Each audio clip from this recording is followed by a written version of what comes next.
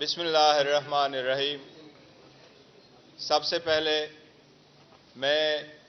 Chairman मजलिस वहदतुल मुस्लिमीन जनाब अल्लामा राजा नासिर साहब को और चेयरमैन सुन्नी इत्तेहाद कौंसिल जनाब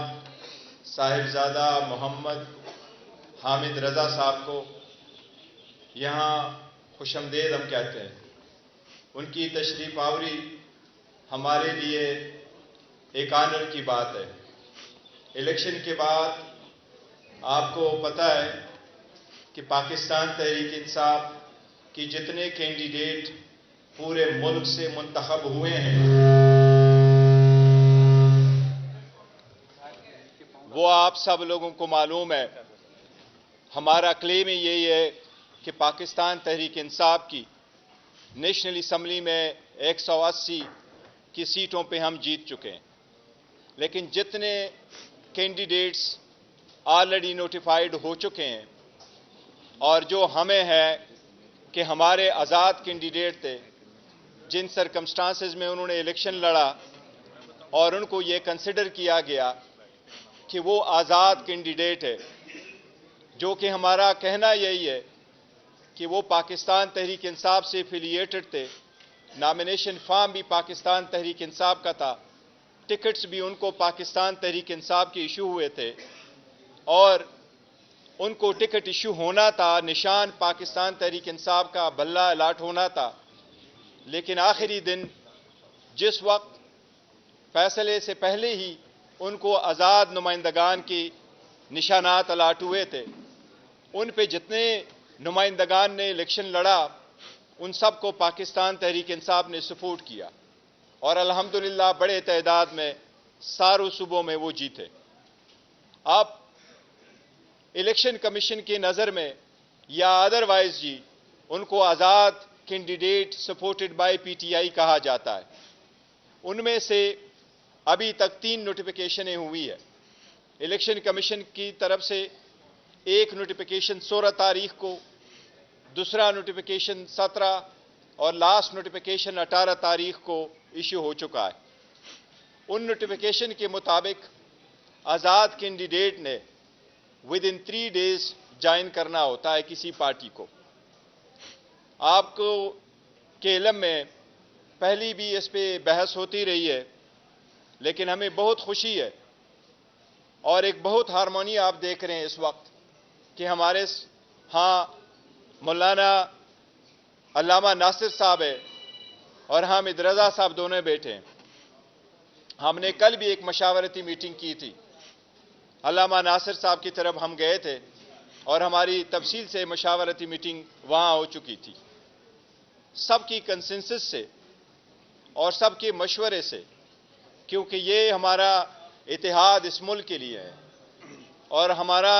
जो पहले एक दूसरे के साथ कंसेंसस था वो इस मुल्क के लिए था, इसकी डेमोक्रेसी के लिए था और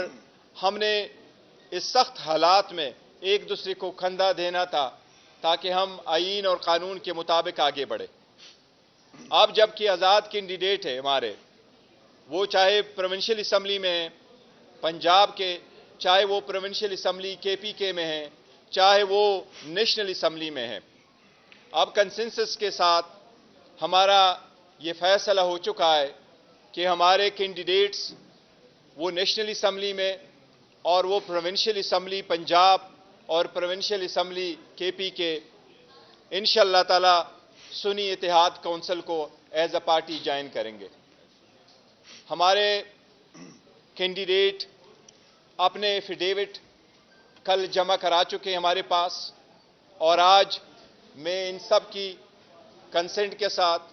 और उनकी शुक्रिया अदा करते हुए कह रहा हूँ कि हम ये ऐलान करने जा रहे हैं कि पाकिस्तान तहरीक इंसाफ की आज़ाद सपोर्टेड, जिनको आज़ाद कैंडिडेट कहा जाता है, वो हम बाज़ाबिता तौर पे इनके सुन्नी इत्तेहाद कौंसिल को असम्बली में ज्वाइन करेंगे और उसके प्लेटफार्म पे हमारा ये हम जमा करने जा रहे हैं इलेक्शन कमीशन के मुताबिक। उसकी एक रीज़न है और रीज़न यही है, जिस तरह मैंने जिक्र किया कि पाकिस्तान तहरीक इंसाफ की वो सपोर्टेड कैंडिडेट है لیکن قانون کے اعتبار سے چاہے وہ آرٹیکل 51 آف دا کانسٹیٹیوشن ہے، چاہے وہ الیکشن ایکٹ ہے، چاہے وہ الیکشن رولز ہے، ان کی جس طریقے سے پہلے انٹرپریٹیشن کی گئی تھی وہ ہمیشہ ایسی انٹرپریٹیشن کی گئی جو پاکستان تحریک انصاف جاتی رہی ہے۔ اس لیے آپ کو معلوم ہے کہ نیشنل اسمبلی میں 70 ریزرو سیٹیں موجود ہیں۔ اسی طرح پورے ملک میں 227 ریزرو سیٹس ہیں۔ یہ سیٹیں ملتی ہیں صرف پولیٹیکل پارٹیز کو۔ اس لیے اپنے ریزرو سیٹوں کو پروٹیکٹ کرنے کے لیے، اپنے ممبران کو وہ کور دینے کے لیے تاکہ پارٹی انسٹرکشن کی پابند ہو، ہمارا آپس میں ایک فارمل معاہدہ بھی ہوا ہے،